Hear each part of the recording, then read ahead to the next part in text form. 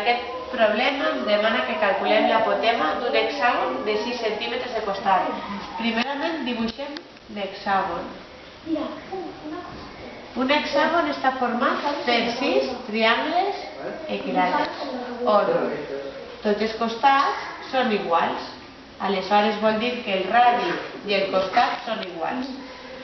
Aleshores són 6 centímetres al quadrat és igual a l'apotema que no coneixem, més 6 dividit entre 2, perquè és aquest trosset d'ací, al quadrat.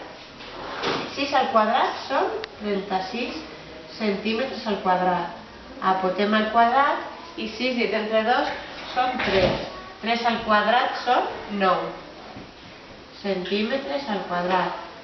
Tot el que està sumant, ara el passem a l'altra banda, restant.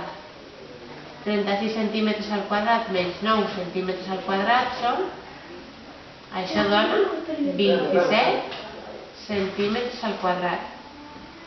Aleshores sols ens queda fer el que és l'arrel. I ens diu que A és igual a 5,2 centímetres. Que correspon a l'apotema de l'hexàgon, és a dir, des del vèrtex fins al punt mig d'un cantó, d'un costat, o que és el mateix a l'altura del triangle equilàter.